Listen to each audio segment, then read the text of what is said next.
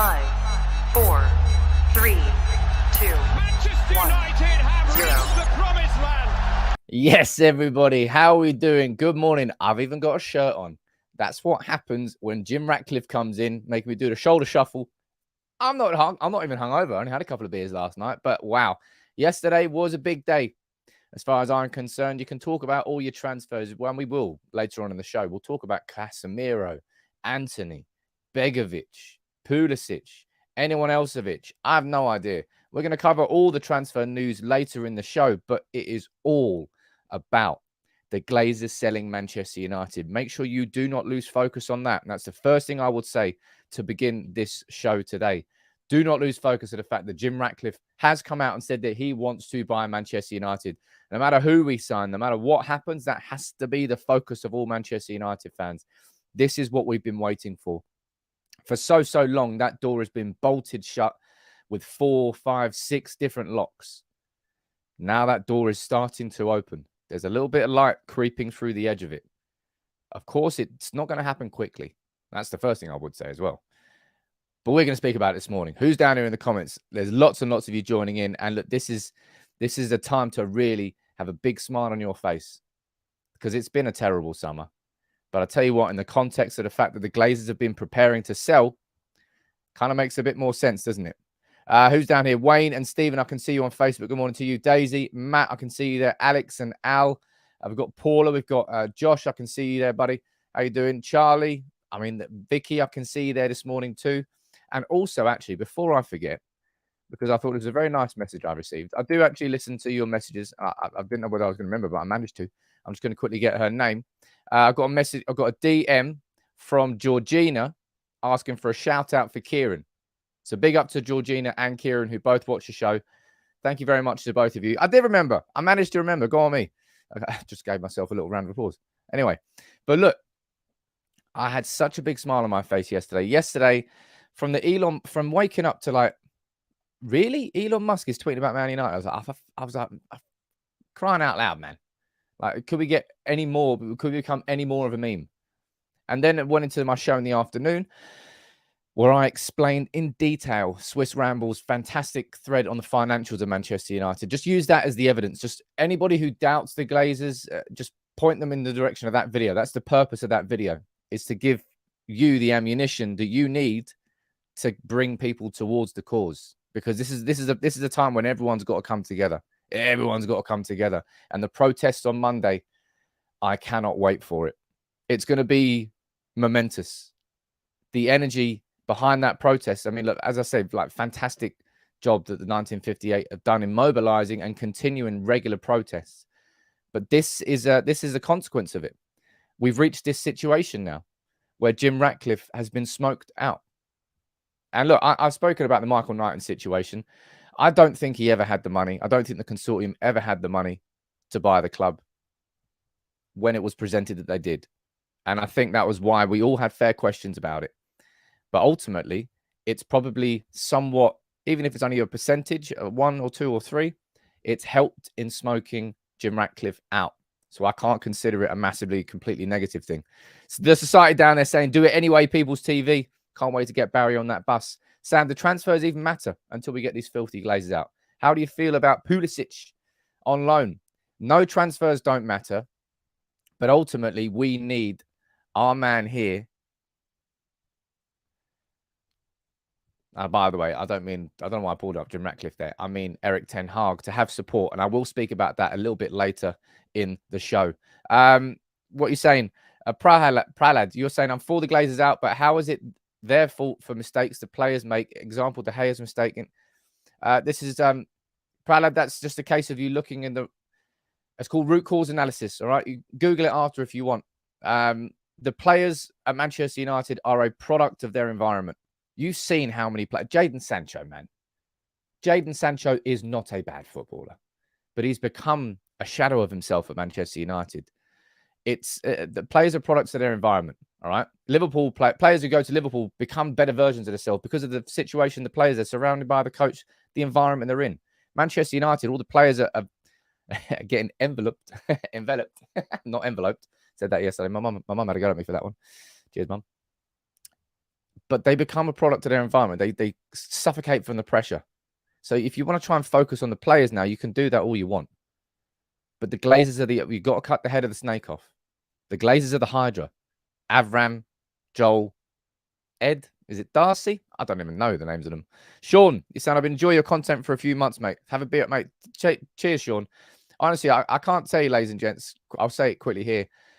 I'm getting inundated with messages at the moment. I'm trying to reply to as many as possible. Got a message on. I've got a few emails yesterday. Loads of people flying into the DMs. I'll permanently leave my DMs open because if there's somebody that needs a bit of help and they want to be able to reach out to me, I want to make sure that they can reach out to me.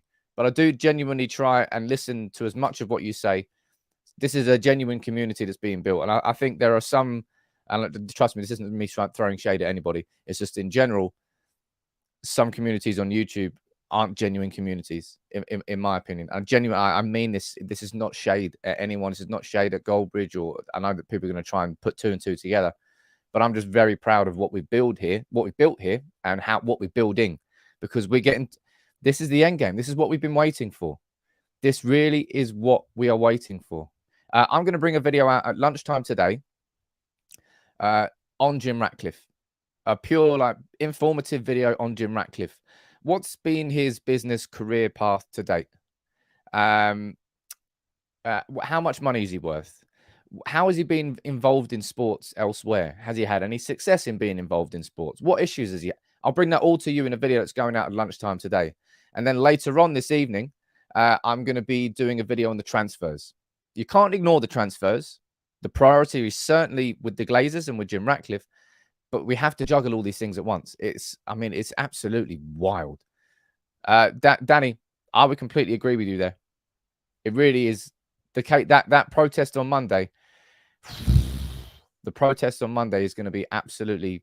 I can't wait for it. I cannot wait for it. I really, really can't. Zarul, you joining us? Remember, let me know where you're watching from, buddy. I'll try and give you a shout out. Oh, the big important thing here to remember before I get too excited, and I have got excited, I'll be honest, last 24 hours, I've got swept up in it. Of course, you get swept up in it. But the thing we have to remember here about Jim Ratcliffe, about the Glazers, and about selling Manchester United is Manchester United is one of the most recognizable brands in the world. In all corners of the globe, there will be somebody who points at that badge and just says Manchester United. They know exactly who Manchester United are. So Jim Ratcliffe will not be the only person interested in buying Manchester United. Now, Miguel Delaney was one of the first. Fair play to Miguel for bringing this out yesterday afternoon. This was before or around about the same time that the Bloomberg news came out about the fact that the Glazers were willing to sell a minority share. And he's saying here that at least 3 consortiums are readying a formal bid for Manchester United. And that doesn't include Musk. Now, the $6 billion, by the way, has been the price tag put on Manchester United. And just to put this into context, by the way, when the Glazers bought Manchester United, they bought Manchester United in terms of cash. They paid $250 million of their own money. The $500 million, there or thereabouts, in between 5 and 600 million, was in a leveraged loan that was put on the club, and that's the debt that we've been trying to pay off ever since. But the debt's the exact same. But they've only put in 250. Now, if that $6 billion happens, of course, 500, 600 million of that is going to be on the debt repayment. But they are going to make billions and billions off the sale of Manchester United. And they've already made a substantial amount of money, which I covered in that video yesterday. I implore you to watch that if you haven't. It's sickening. But they're going to make so much money. And this is where we have to make sure that we don't just back down as fans. I think what we've seen over the last 18 months or so with the European Super League, with everything really, that fans genuinely have power. And it's sort of sold as like football without fans is nothing, and it's completely and utterly true. But what we've seen with the European Super League and the fact that everyone inside the Premier League, United fans, Liverpool fans, Chelsea fans, everybody combined and united against that, and it got stopped. And then we got the Liverpool game postponed, and all the laser focus was on Manchester United at that point and the ownership. We have to make sure that we continue this, and I'm going to go on to the 1958 in a minute. now. But this is why we've got to make sure that we continue it. It's from the Daily Mail yesterday from Patrick Tuher, who actually I've never heard of before, but maybe he works in the business department. He's saying that the Glazers are in exclusive talks to sell a minority stake in United to US private equity firm Apollo. Now, I'm not going to comment on the owners of Apollo. Trust me, I've seen everything that has been said and it's factual. But this is exactly why due diligence has to happen. This is exactly why it won't be a quick process. But we all know who we want as the owner of Manchester United. A man who was born in Greater Manchester. A man who grew up as a Manchester United fan. A man who is Britain's richest man and has the money on his own to buy our club. That's the dream. That's the ultimate dream. But we know who the Glazers are. And if the Glazers can look and maybe worm their way into a situation where they find somebody who they can just sell a minority, because remember this as well, Jim Ratcliffe, it was made clear, very clear yesterday, the only way that Jim Ratcliffe would buy Manchester United in terms of a minority stake is if it is part of a wider package to become the full owner in the future. Maybe the Glazers will try and find somebody like Apollo, like some equity firm in USA, who they can just sell a minority stake to, and then they don't have to do anything else. And then instead of having one set of Glazers, we've got two sets of Glazers. That's why these protests have to continue. This message came out from 1958 yesterday, and I want to reiterate this massively. This is what they said. So no complacency. This is not over. It's time to push hard to the finish line. Monday, we expect large numbers. This is a chance for every United fan to be on the right side of history. Do not let this pass. Time to unite and put all differences aside. Let's get our club back. Man, let's absolutely get our club back. But we have to make sure that the club gets sold to the right people. Because if the club doesn't go into the right hands, we're going to be stuck in another cycle of the Glazers. It might not be the Glazers, but it will be somebody else. That's why I'm so excited about the idea of Jim Ratcliffe. Because it's, oh man, it's dreamy. It's dreamy. The idea that it could go to one individual who was a Manchester United fan growing up and grew up in Greater Manchester. It's dreamy. You couldn't write it, honestly. But it could at the same time go completely and utterly not the way we want. And that's why these protests have to absolutely continue. That's why you've got to, if you can, be there on Monday, right? Be there on Monday. Get involved in those protests. Let me go down here and see what you're saying. Graham, what are you saying? Glazers out. Fab just gave a here we go to Casemiro, did he? Well, let's find out then. Have a look. Surely not true. Ritzio. Let's have a look. Why do people lie about these things? I don't really get it. What's the point? There you go. That was a wasted €2 there, Graham. Vicky, thank you very much. Hey, look, and I don't mean this disrespectfully, I suppose disrespectfully to myself. I don't care about 300K. I don't care about the numbers. I care about the fact that we're actually doing content here and making content that is making a difference. It's genuine, informed, insightful content that I think can help steer United fans in the right direction.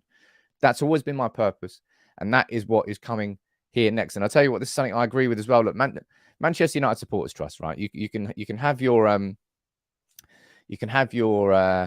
doubts about them, and I think that's all completely fair enough. This is a statement that they released, which I absolutely agree with. It says speculation is mounting about a potential change of ownership or new investors at Manchester United. While supporters are called for change, and this is exactly what I'm trying to reiterate here, this has to be the right change. Any prospective new owner or investor has to be committed to the culture, ethos, and traditions of the club. They have to be willing to invest to restore United to former glories, and that investment must be real new money spent on the playing side of the stadium. And any new ownership structure must embed supporters, including a degree of fan ownership, which, of course, well, the fan ownership scheme hasn't exactly come to fruition, has it? That's something that we've been asking for a long, long time, something that Joel Glazer promised after the European Super League collapsed. But here we are still waiting for it. But this is why these protests are so important, man. Keep up what you're doing. Whatever you're doing, don't try and drag. I don't try and drag people down. I see a lot of people talking about this empty Old Trafford hashtag. And I've said it, I don't dismiss the idea of a boycott, but that is not something that you can get organized by 2,500 people retweeting it on Twitter. Mobilizing something on that scale requires serious organization from thousands and thousands of match-going fans that all agree in the same time. That's why you got to get everybody working off the same page. The worst thing we can do at this moment in time is do a half-assed boycott where a couple of hundred people walk out and that's it. That will have a counterproductive impact. I think a boycott will happen this season, but I think it will be one that really gets organized over time. It won't be one that comes off the back of an empty Old Trafford hashtag with a sexy graphic. And I don't mean that to undermine the intentions of the people that are doing that, because the intentions are absolutely correct. But you cannot organize something like a boycott off the back of that, right? So what we're doing here, I say we, what the 1958 are doing here, this is what we need to get behind on Monday. Monday's not about boycotting the game. Monday's about making the most powerful protest outside the ground that maybe we've ever seen in terms of numbers outside Old Trafford. I think it's going to be absolutely substantial. There's a couple of new members there. I want to welcome you on board before I quickly move on. Wolfie, 35p. I like the name. Let me know where you're watching from, Wolfie. And we've also got Seamus. Seamus Collins, how you doing, buddy? Nice to see you there too. Oh, this is so exciting what's coming here. This is what we've been waiting for. This. Honestly, man, I said this yesterday, and I will stand by this every single day until the end of this transfer window. I'm fine with United not making any signings whatsoever if it means we get closer to the Glazers leaving the club. And I'm going to move on to transfers next. The Glazers are the absolute focus, but the reality is that the transfer window is absolutely open, and it's been bonkers in the last 48 hours, adding on to what has been a bit of a bonkers couple of weeks. It's fully mad. And you're saying, Sam, I think postponed games are the most effective solution. Yes, I mean, in theory, yes, they are, but I believe that was a one-off. There simply will be too much of a police presence on Monday for any sort of postponement to work. The only reason, I say the only reason, but the main reason the postponement worked for Liverpool last year was because two protests were mobilised at once. Everyone thought it was going to be Old Trafford where the focus was, but no, a group went to the Lowry and they blocked the players in. And United weren't expecting that. Caught them off guard, and that won't happen again. I don't even know if the players will stay in the Lowry on Sunday night. They might stay. You know, remember when they were doing like different buses, and one bus that had nobody on, and then the fans. It was weird. They did everything they could.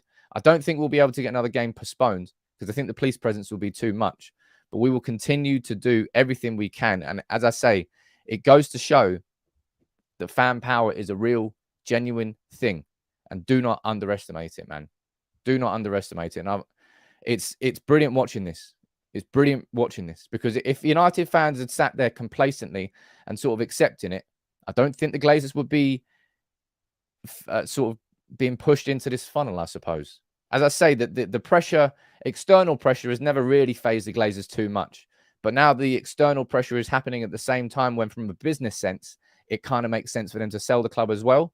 That's where everything's sort of heading in the right direction now. That's why it's internal pressure at the same time as external pressure.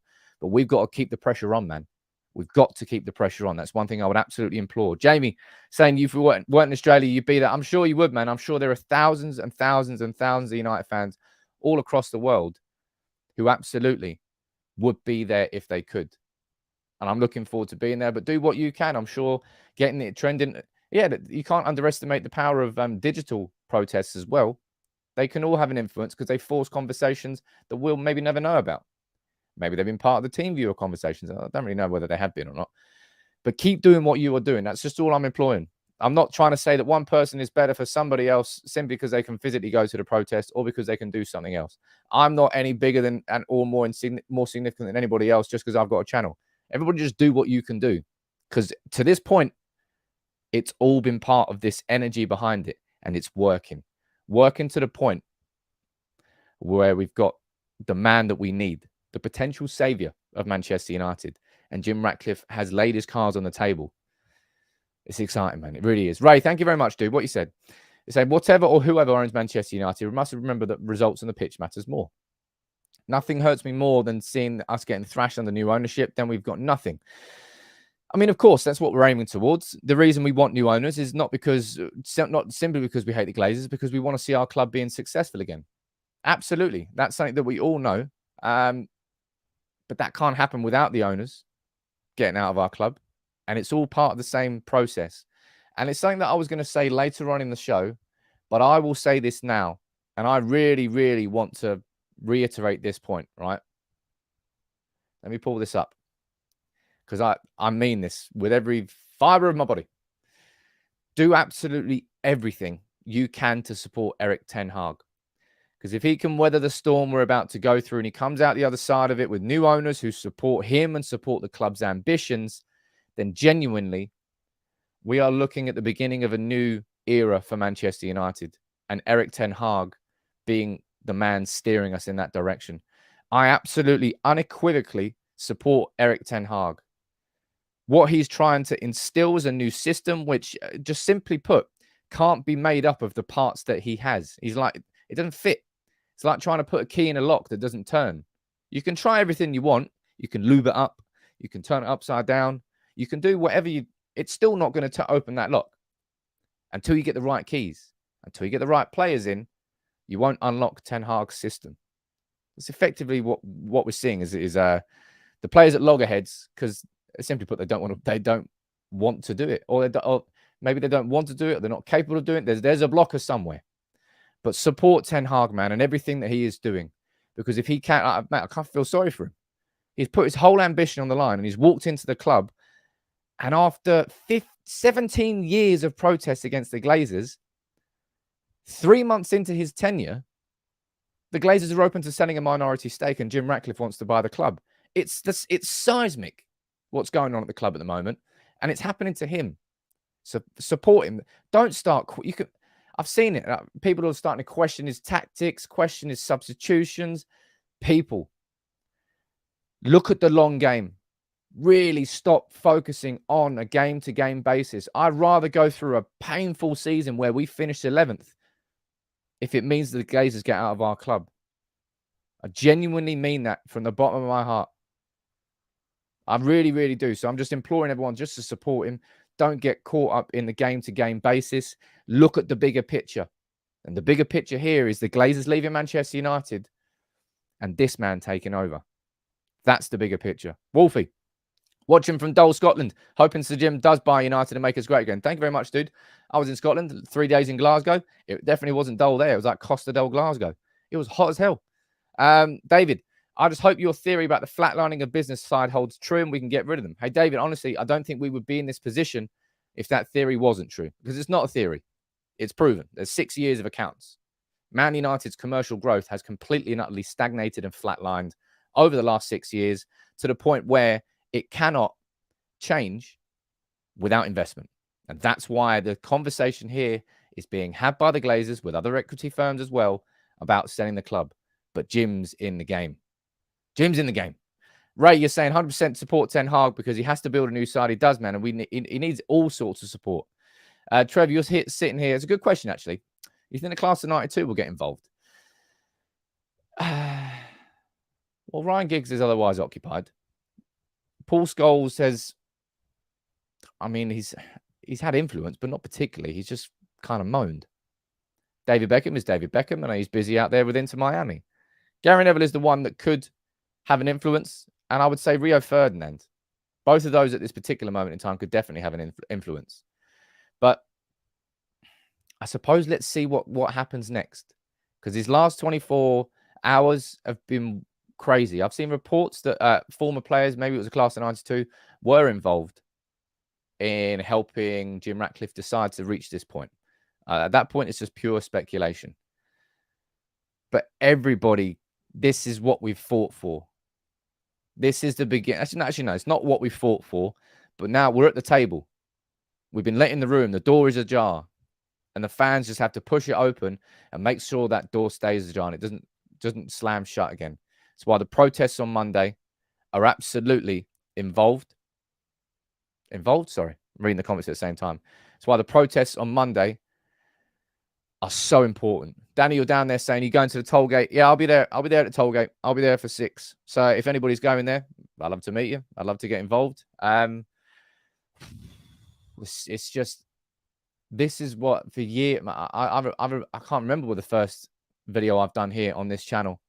For years, the Glazers and the anti-Glazer content on this channel has been the utter core of United People's TV. At the absolute core of it. I have done countless. I mean, I'm not going to get invited to any party at Manchester United. That's for sure. I did so many videos against Woodward, against Glazers, exposing the strategy, time after time after time after time. And now we finally get the point where the door is starting to open. After years and years of knocking, we're getting there as a fan base. And that's big, big news. Lee, you sent the super chat, buddy, but you haven't said anything with this. I can't read out. I can't read out anything for you. But look, let's move. I say let's move on. We've got to talk about everything that's going on at the moment. It's bonkers. It really is bonkers. From Jim Ratcliffe and sort of Apollo and the equity firms and the Glazers willing to sell a minority stake. Yeah, the last 12 hours, absolutely mad. But then when you take another look and you look, it's what I mean. Man United at the moment are just this vortex. You're in the middle and you're not really sure which way to look, what area to focus on, where's the exit route, because there's so much going on. It's wild. I mean, look, players linked to Manchester United in the last 3 days in the transfer market. And this list isn't even a line. It's probably not exhaustive. Pulisic, Casemiro, João Felix, Cunha, Meunier, Vardy, Rabiot, Aubameyang, Morata, Sommer, Dest, and Caicedo. What's going on with Manchester United in the transfer market?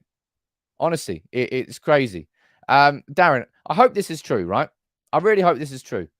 That I've sort of influenced some of you to really hyper-focus on the atrocities that the Glazers have put onto our club and to really never let it be a conversation that gets ignored. I hope that's the case because, honestly, it's always been a massive, massive purpose of mine. Vibe have you saying, look, can we get a live stream from the protest? Maybe, maybe not. I'll be honest, I don't particularly like when I'm involved in something like that. I don't really want to be holding a phone. But maybe I'll be able to, right? I'll have a look. I'll see what I can do. Or maybe I can get someone to help me with it. I don't know. We'll see. But, whoa. Look at this, man. You got Jason Burt from the Telegraph saying that Manchester United are targeting 5 new signings in a frantic end to the transfer window. Erik ten Hag is pushing for additions with a right back, 2 midfielders, another winger, and a new striker. We've got 13 days left, and we're talking about 5 transfers. Now, as I said, this is not the main story. This is not the focus of Manchester United fans. This is why I'm going to be doing 2 videos today because so much is going on at the moment. And what I will say quickly, I'm going away for a couple of days. So I won't be doing a live stream tomorrow, or I won't be doing a live stream on Friday morning when I'm on my way up to Manchester. But I will be doing videos in between, but there won't be live videos. So make sure you please watch those 2 because I think they'll still be good. I forgot what I was going to say. Oh, yeah. I'm doing 2 videos today. One that's going out at lunchtime, which is going to be all about this man, all about Jim Ratcliffe. But then I'm going to do a video later on this evening about the transfers and sort of trying to get my head around it. I'm trying to get my head. I'm trying to help you get your head around it. It's really, I don't know. You don't know where to look. You really don't know where to look. You're like, what do you mean Begovic? Pulisic? Where's that come from? What, 130 million for Jacks? Really, United? Obviously, a lot of it's going to be speculation by the papers. It's not all completely gospel truth. But it's hard to sort of sieve your way through it at the moment. It really is. There's so much going on. And Casemiro, right? When this Casemiro story started, I just laughed. I just laughed about it. But maybe I was wrong to do that because it really genuinely looks like Manchester United are going after Casemiro, and we're doing it aggressively. This is from Andy Mitten, writing for, is it National News? Let's read through what he has to say. It said, Casemiro, who moved to Madrid in 2013, has 3 years left on his Madrid contract. A figure sources tell the national amounts to 5 million per year after taxes.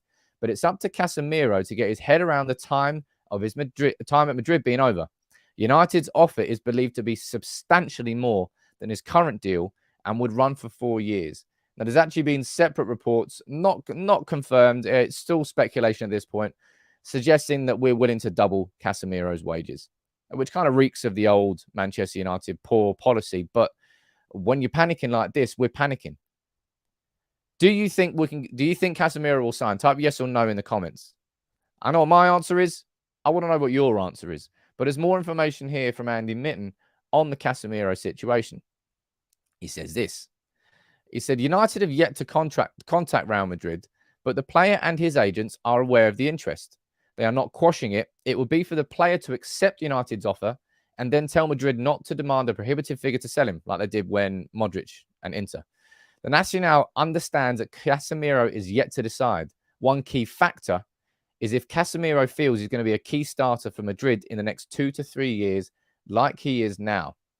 And, of course, Real Madrid, I'm so jealous of how Real Madrid have replaced their midfield. They're replacing in the midfield of Casemiro, Kroos, and Modric with Tchouaméni and Camavinga. It's like, you bastards.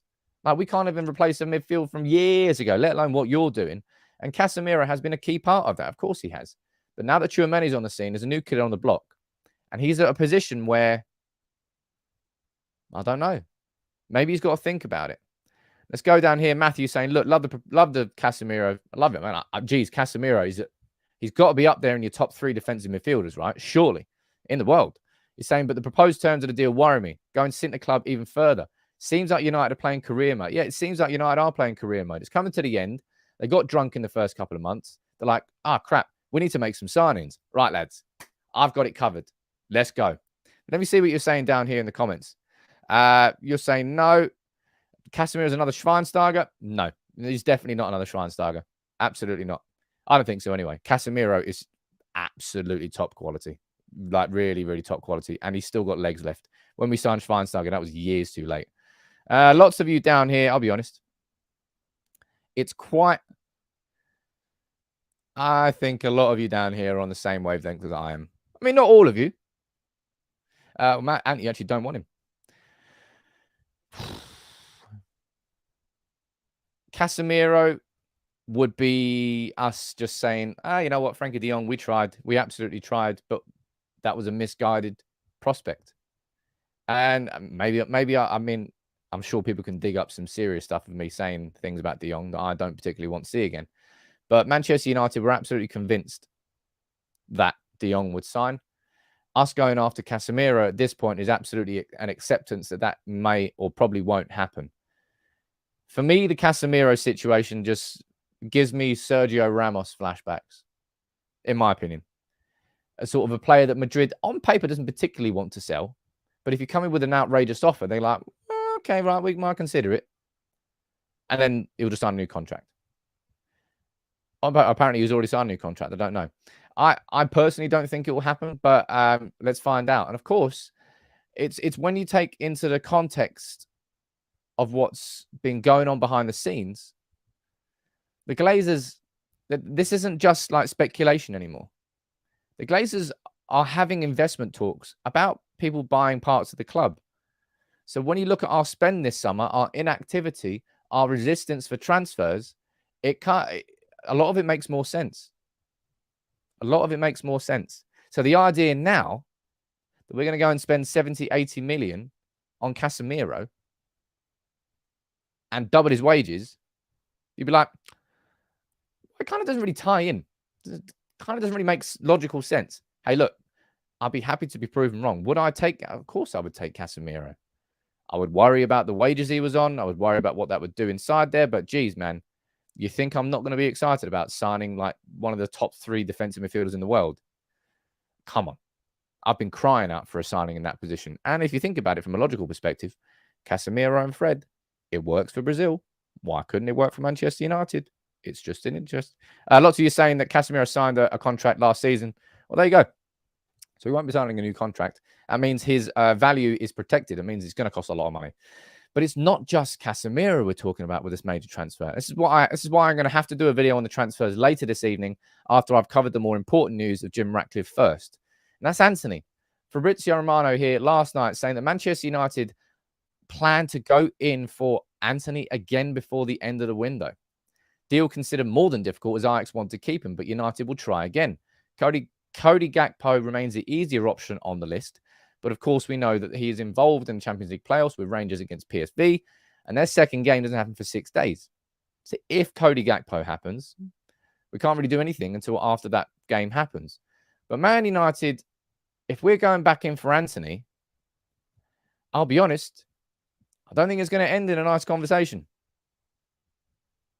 I don't think it's going to be a nice conversation for Manchester United. I just don't see how or why Ajax are going to be selling at this point in the summer. And at this point, because of everything that we now know and we now understand about what's going on behind the scenes at Manchester United, you look at all this transfer speculation, you're like, how much of it do you take with a pinch of salt? Even if it's come from Fabrizio, even if it's come from David Ornstein, you'd be like, are we really,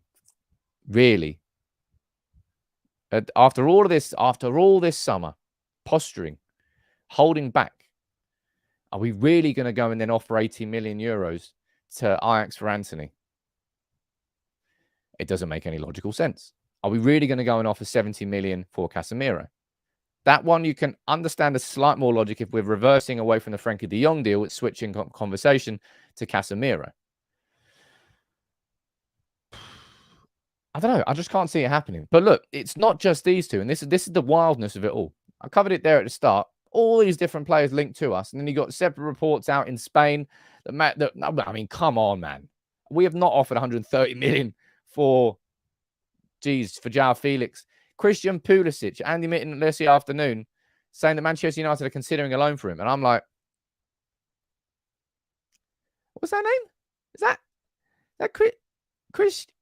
That's Christian Pulisic.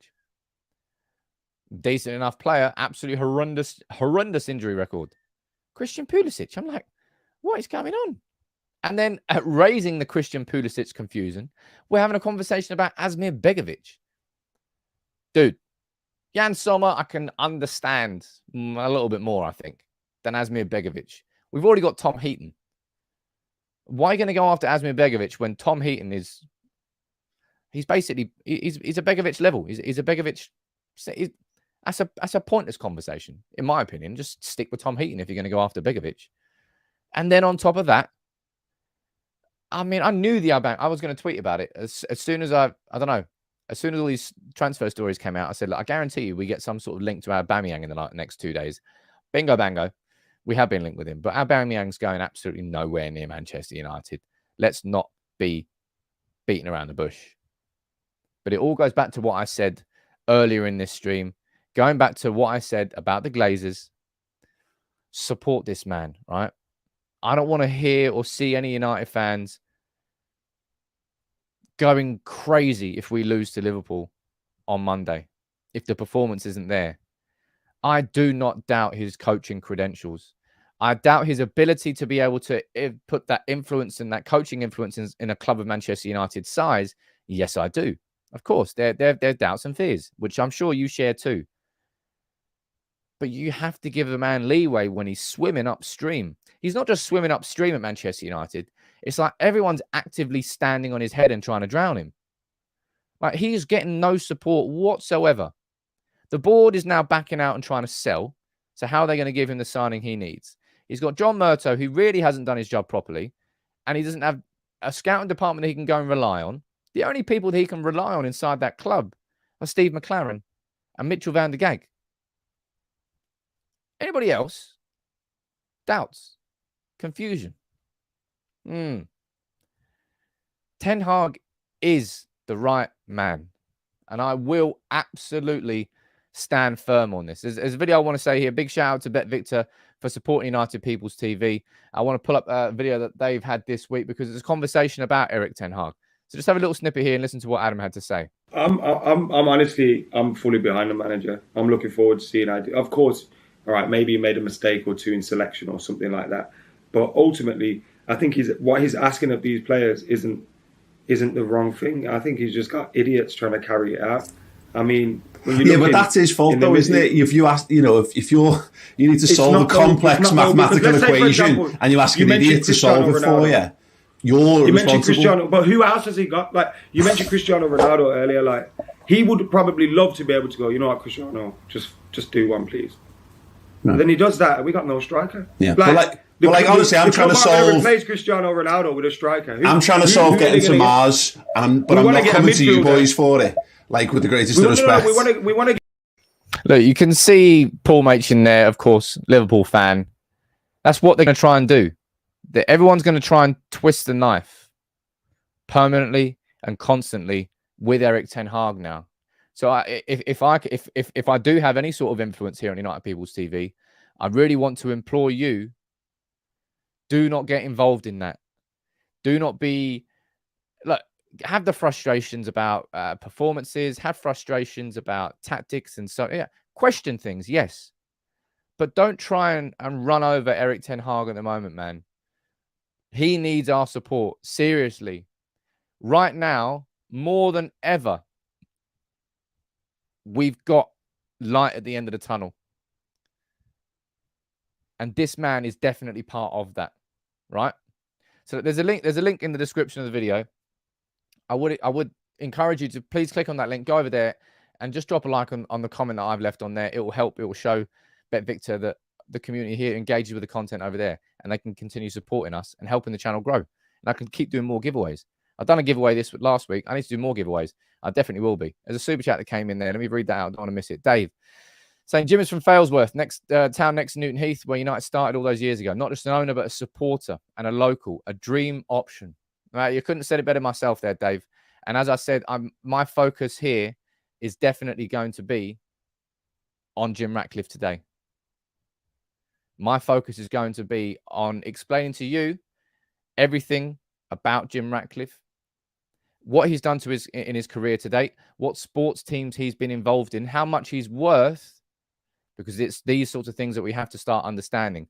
I'm going to do my own due diligence in terms of our owners, because if we're not careful,